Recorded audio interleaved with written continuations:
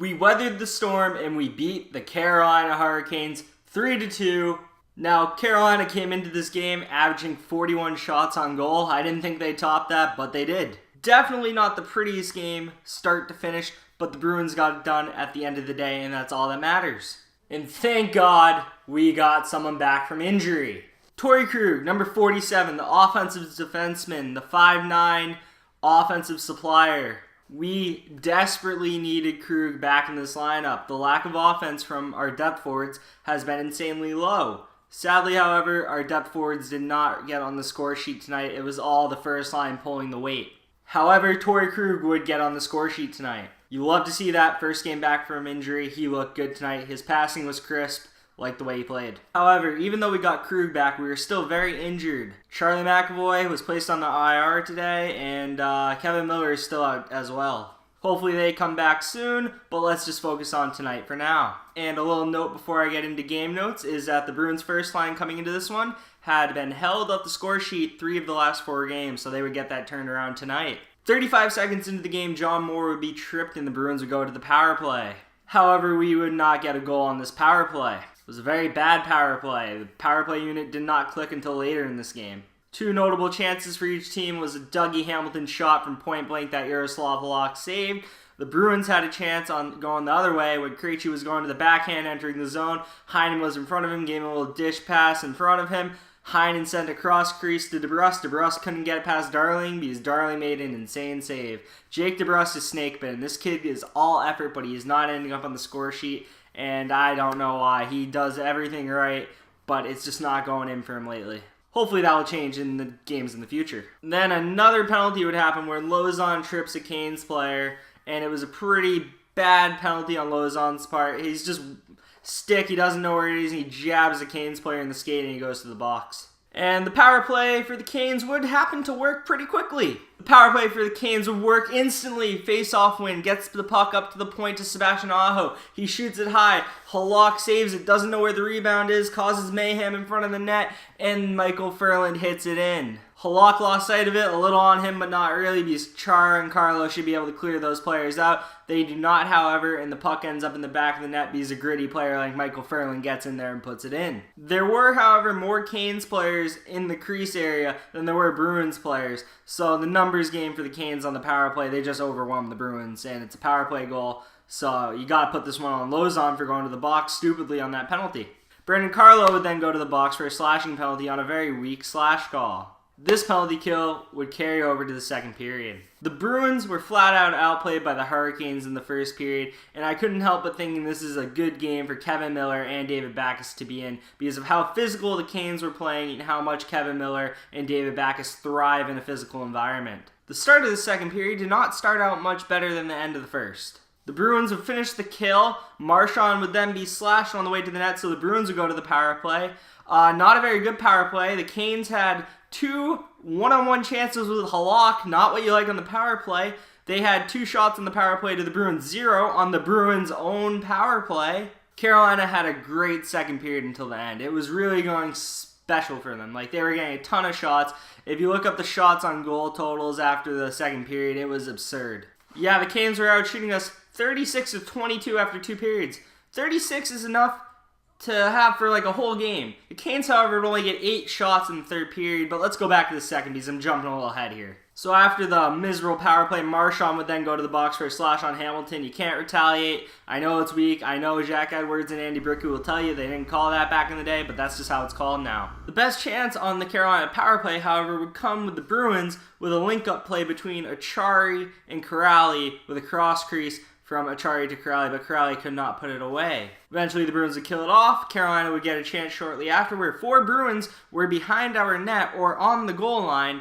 Puck gets chipped out by the Carolina player who's down there to Justin Williams in the slot, and a big save by Jaroslav Halak, and boy did he have quite a few big saves tonight. Then, out of nowhere, insanity ensues. Calvin DeHaan down low throws it in air trying to bank it off the boards, but it hits the referee. The Canes player skating in, then hits the deflection. It hits off his chest like in here, off of here. So deflects off the ref, hits him, and goes in the net. But no goal. What gives? Apparently, The ref whistled the play dead before the puck crossed the goal line, which is strange to me. Why is it being whistled dead? Now, I know it's a pretty scummy thing to say, I want this goal, but the Bruins needed this goal. They were getting outplayed. They needed this goal to be in the game.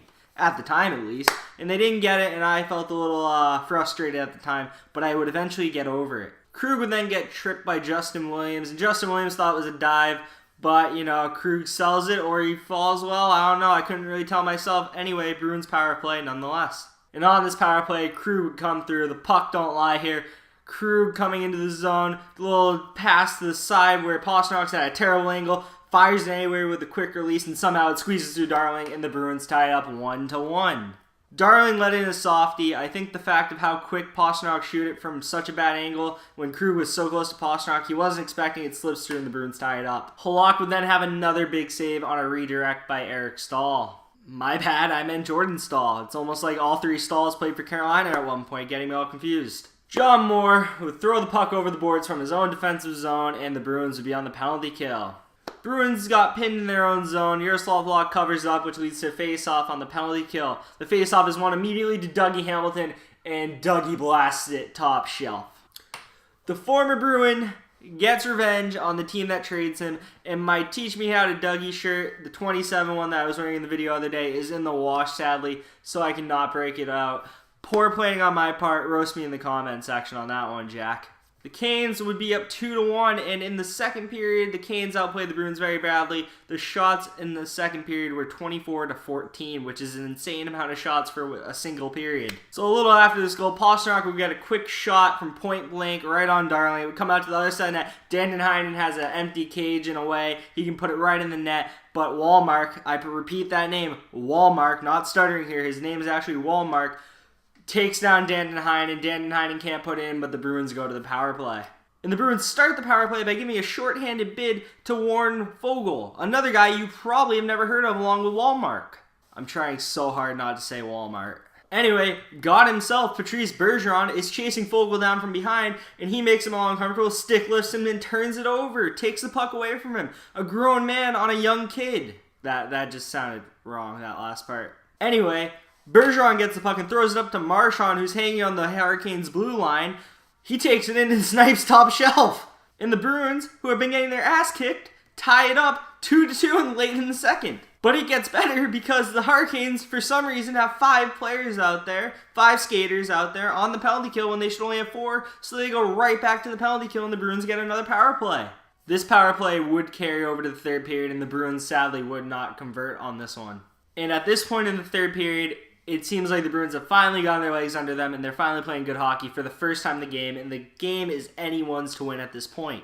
Another huge save by Yaroslav Halak, again on Justin Williams, and Justin Williams has to be scratching his head in the locker room with the amount of chances he had in this one.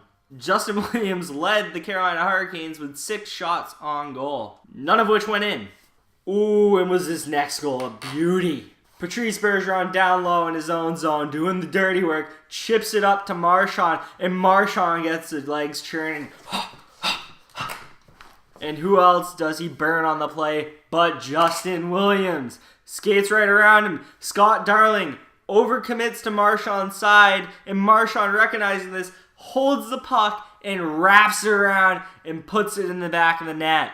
Oh my God, was this a filthy goal.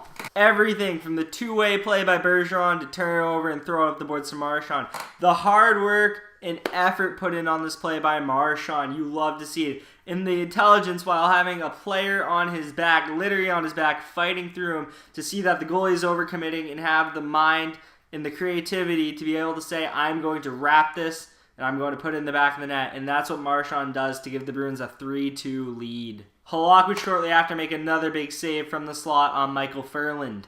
Carlo would clear another puck out of the crease that would end up in the back of the net had he not, giving him his 3rd defensive save of the year, and he is going to win the Vezina. Just kidding, Yaroslav Halak has the fast track to that right now.